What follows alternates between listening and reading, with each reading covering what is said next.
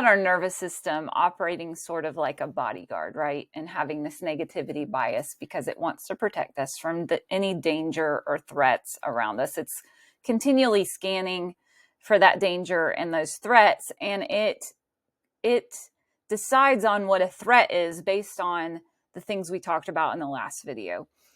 Past experiences, maybe our childhood, maybe a parent had that same fear, different things that we learned along the way. All of those things are judgments that we make, right? Our body's making a judgment. It does not like unknowns because it doesn't know what to do in the case of an unknown. There's a lot of options of what to do when something is unknown, but if we can put it into a familiar box that we already have established, then we're more comfortable. We sometimes use that to get past these uncomfortable moments when we feel anxiety or when we feel depression or when we feel all of those things. The problem with that is these boxes fill up really fast with stuff that's not supposed to be in them, right? Because we've made a judgment, didn't have the full information. We're just on autopilot. When we operate on autopilot, that's what's going to happen is we're going to put things, unknown things, into these familiar boxes that we already have. And these boxes are going to fill up and overflow and create a complete mess in and around us in our systems. And so we want to teach our systems how to not jump to such quick judgments. These quick judgments can limit our learning and our growth. They can tempt us to choose familiar over what's true, right? And we can miss important information that might change our perspective and might change our decision. You see this happen every single day on social media where people just rush to quick judgments. Just look up any news story that you see. Even according to the headline, people will start making their judgments and opinions known in the comments. They don't even have to read the story and they already know how it should turn out or it is going to turn out. And they are very sure about that. It's so that they can put it in that familiar box, I'm right, and move on with their life on to the next thing. Autopilot doesn't really, it helps us survive, right? That's our survival mechanism. That's our survival mode. But we were put here for more than just survival. We were put here for purpose. We were put here for mission. We were put here to thrive and to change the people, influence the world around us, influence and change the people around us. And so we want to come off of this autopilot mechanism of judgment. And the way that we do that is we start to make room for curiosity. And this is an important foundational concept in this course because all of these resources, or the majority of these resources, you've probably already heard of, and you probably already have your assumptions. You probably already have made judgments about certain of these things and the way that they work and the way that they should work. And for you to learn more and to grow more and to be able to implement these resources in a better way that, makes your life better, you're going to have to open up that judgment and make room for some curiosity. That's going to expand your world. It's going to make room for questions. It's going to eliminate the pressure of making an immediate decision. We're not saying never make a judgment. We're not saying throw judgment out the window. As a matter of fact, if we don't judge things, if we don't make judgments, we'll be aimless and ineffective. We're not going to be on mission and full of purpose and full of life. So we just need to be able to hold more space for the unknown. Ask instead of assume.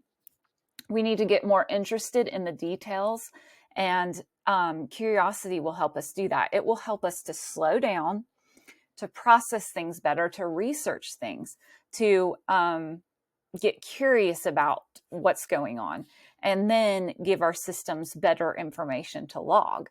And so the next time that you're in a situation, it will have grown. It will know better. It will have, heal. We do that through curiosity.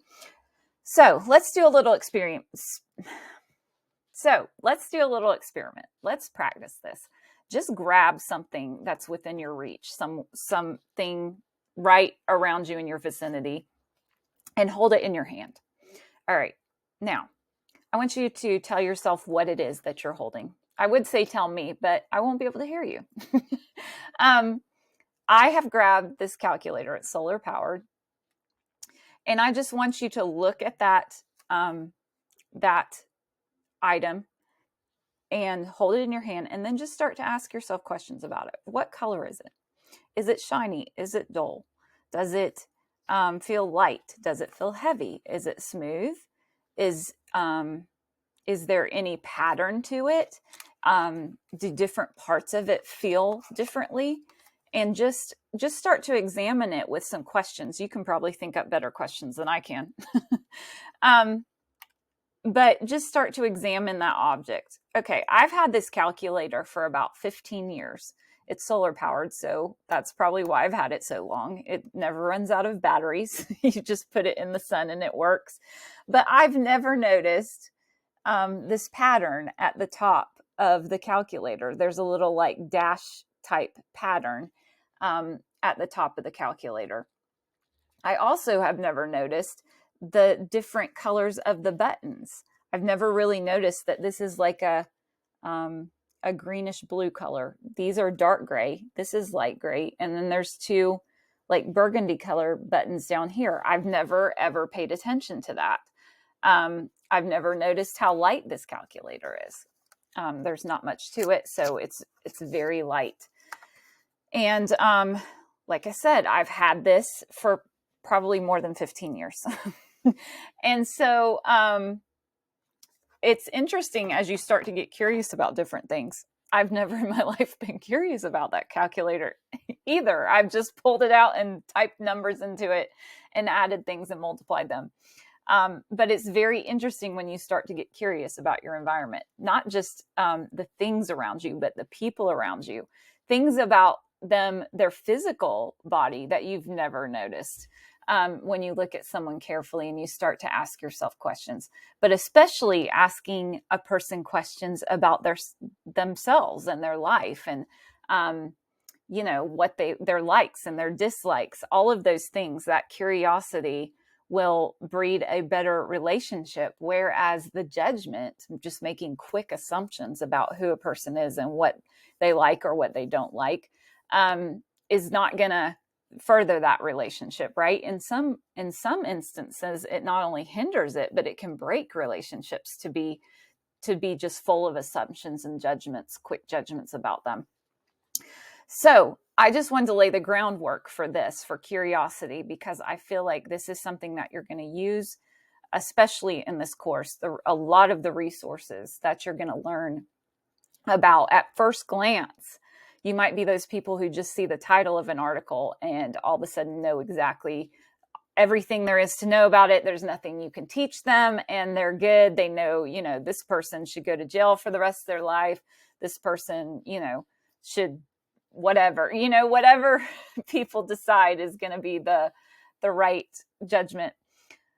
But you're going to see these resources come up and probably think, I've heard about that, whatever. But I want you to practice being curious instead of just making a judgment. Be curious. And as you watch these videos, listen to the suggestions, listen to the recommendations. Even I'm going to give you even further research. Actually get curious about them, because that's what's going to be changing to your life, is to be open to even these things that you already know about, open to a different way of looking at them, open to different details about them, open to a different perspective. And I think that you're going to gain a lot more from this course if you come at it in a curious manner instead of just making, those quick judgments.